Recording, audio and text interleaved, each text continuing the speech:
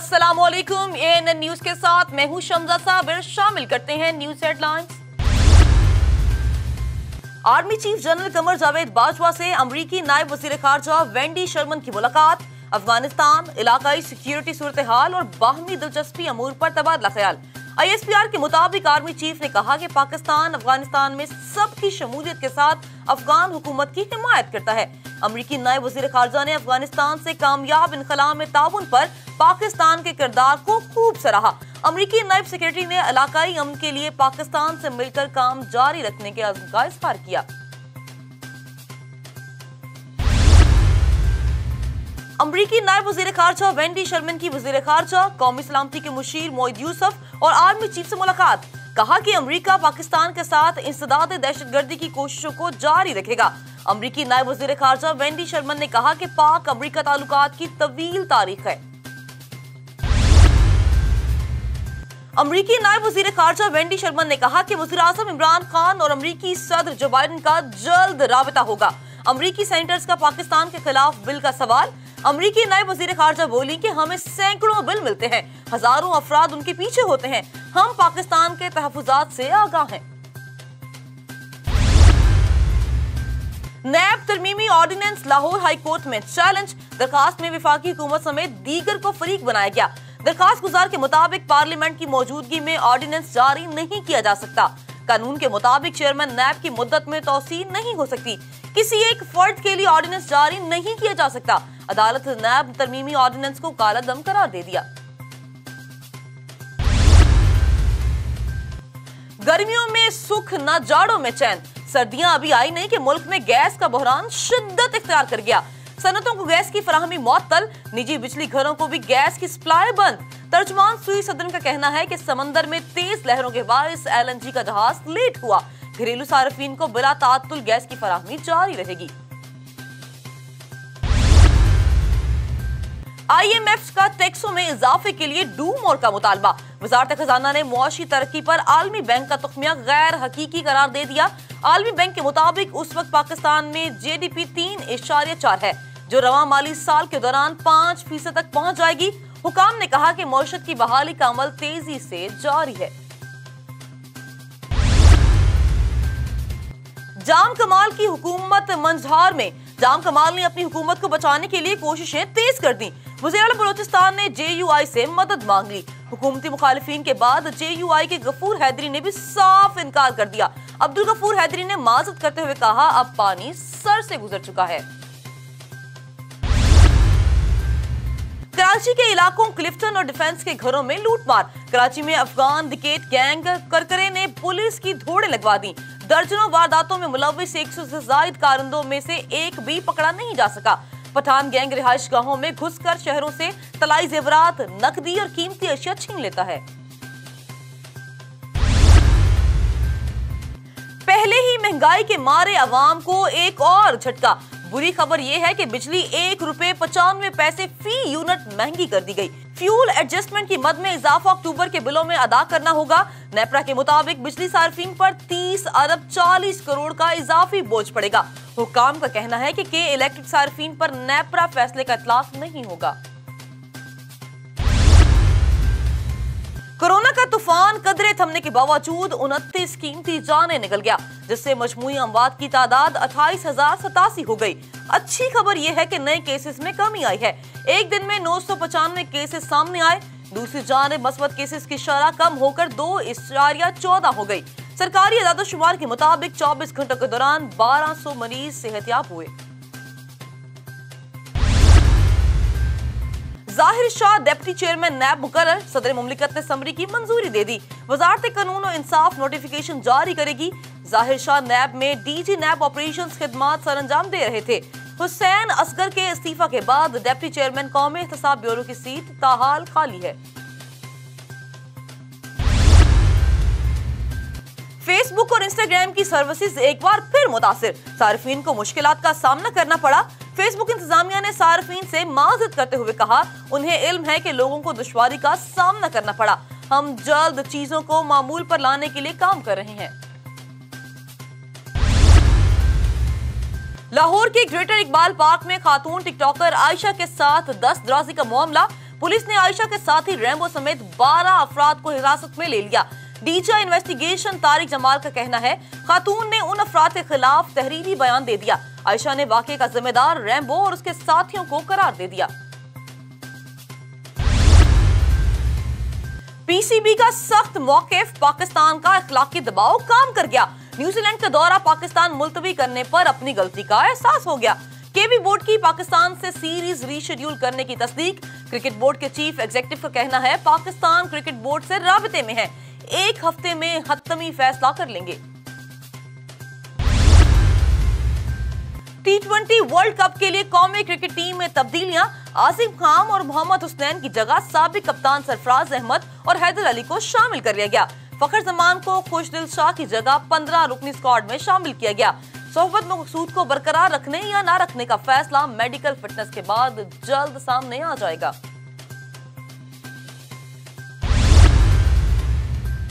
भारतीय अदाकार शाहरुख खान के बेटे आर्यन की दरखास्त जमानत मुस्तरद। आर्यन को गुज़श्ता रोज रिमांड की मुद्दत खत्म होने पर अदालत में पेश किया गया, मगर अदालत ने जमानत नहीं दी। उससे 14 रोज के जुडिशनल रिमांड पर जेल भेज दिया गया। आर्यन को 5 दिन मुंबई की सेंट्रल जेल के बैराक नंबर 1 में करंटीना करना पड़ेगा। आर्यन की गिरफ्तारी पर भारतीय अदाकाराओं का शाहरुख खान से इजहार यकजहती। बाज ने अदाकाराओं को शदीद तनकीद का निशाना बनाया।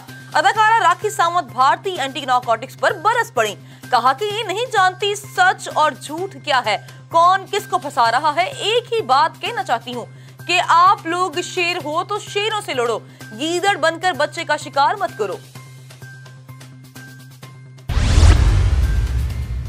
और अमरीकी फौज के इनखला के बाद ये बदतरीन वाकया। अफगानिस्तान के सूबे कंदोज की मस्जिद में धमाका, 25 अफराद जान बहक जबकि दर्जनों लोग जख्मी हो गए। अमरीकी फौज के इनखला के बाद ये बदतरीन वाकया। तालिबान फोर्सेस का स्पेशल यूनिट जाए वकूआ पर पहुंच गया और वाकये की तफ्तीश शुरू कर दी।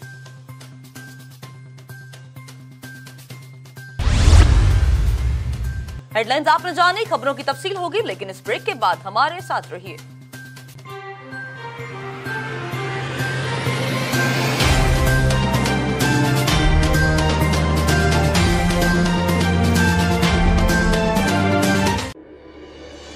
सनसनी और खबर दोनों में फर्क। एक अफरा तफरी का सबब और दूसरा सच्चाई की तलाश। मुंतखब नुमाइंदे क्या सोचते हैं, अवामी मसाइल का इदराक है भी या नहीं। ऐवानों में आना जाना आखिर हुकूमत कारोबार है क्या। और हम करेंगे सवाल ऐवाने सुल्तानी के मकीनों से, सिर्फ डिस्कशन एट 7। तहजीबों के तसादुम ने मुआशरती तनाव को जन्म दिया। जैसे जैसे हम अपनी इल्मी व अदबी अक़दार से दूर होते गए, हमारा मुआशरती ज़वाल बढ़ता चला गया। कैसे मिलेगा ज़हनी सुकून? वाहिद रास्ता कायद और इकबाल के अफकार की बाजियाब। मसाइल समाजी हों, सियासी हों या मुआशी, आइए मिलकर मोहब्बत और अमन की दुनिया दरियाफ़्त करते हैं, अपने हिस्से के चिराग रोशन करते हैं। शुरू करते हैं गुफ्तगू।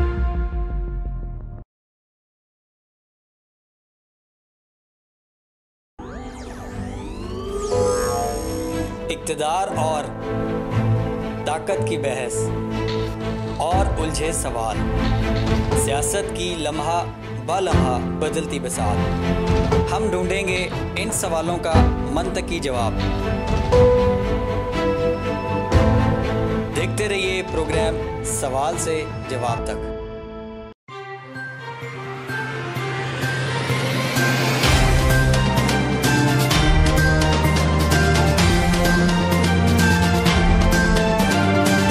Welcome back. खबरों का सिलसिला आगे बढ़ाएं। पाकिस्तान पुरअमन, मुस्तहकम और खुद मुख्तार अफगानिस्तान चाहता है।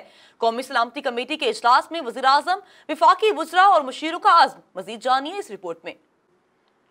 वज़ीर-ए-आज़म इमरान खान की ज़ेर सदारत कौमी सलामती का इजलास, तीनों मुसल्लह अफ़वाज के सरबराहान और DGISI की शिरकत। वज़ीर ख़ारजा शाह महमूद कुरैशी, वज़ीर दाखिला शेख रशीद, वज़ीर दिफा परवेज़ खटक, वज़ीर इत्तलात फवाद चौधरी और वज़ीर ख़जाना शौकत तरीन, मुआविन ख़ुसूसी बराए कौमी सलामती मोईद यूसुफ भी इजलास में शरीक हुए। अफगानिस्तान में हालिया पेशरफ्त और पाकिस्तान पर उनके मुमकिन असरात पर ब्रीफिंग दी गई।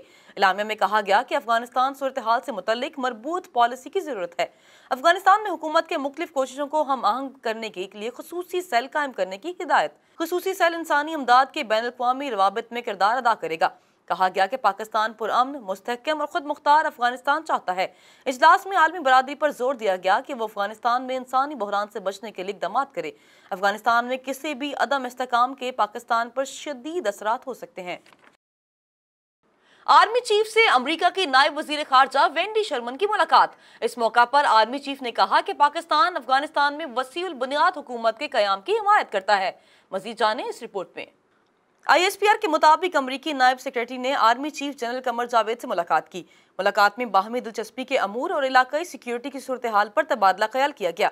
आर्मी चीफ ने कहा कि पाकिस्तान खित्ते में अमन और इस्तेकाम के लिए पुरअज़्म है। वेंडी शर्मन ने अफगान सूरत हाल पर पाकिस्तान के किरदार का खैर मकदम किया। गैर मुल्कियों के खिलाफ में ताउन की भी तारीफ की। कहा कि इलाकाई अमन के लिए पाकिस्तान के साथ काम जारी रखना चाहते हैं। उन्होंने कहा कि मुझे यकीन है कि इमरान खान के साथ अमरीकी सदर जो बाइडन का राब्ता जल्द होगा। बैंकिंग कोर्ट में मनी लॉन्ड्रिंग केस की समाअत, शहबाज शरीफ और हमजा शहबाज की जमानत में तोसी कर दी गई। मजीद तफसील देखिए इस रिपोर्ट में। शहबाज शरीफ और Hamza Shahbaz money laundering case में पेशी के लिए बैंकिंग कोर्ट पहुंचे। अदालत ने FIA के वकील से कहा कि केस की तफ्तीश में पेशरफ से आगाह करें, जिस पर वकील FIA ने बताया कि शहबाज शरीफ को सवालनामा भिजवाया गया था। कल शहबाज शरीफ ने जवाब जमा करवाया है। FIA के वकील ने कहा कि शहबाज शरीफ के जवाबात देखकर तफ्तीश में पेशरफ्त होगी, जिस पर जज ने कहा कि बहुत वक्त हो गया, अब बुरी जमानत की दरखास्तों ज़ेरे इल्तवा हैं। FIA का बैंकिंग कोर्ट के दायरा अख्तियार पर एतराज, कहा कि केस की समाअत बैंकिंग कोर्ट में नहीं हो सकती।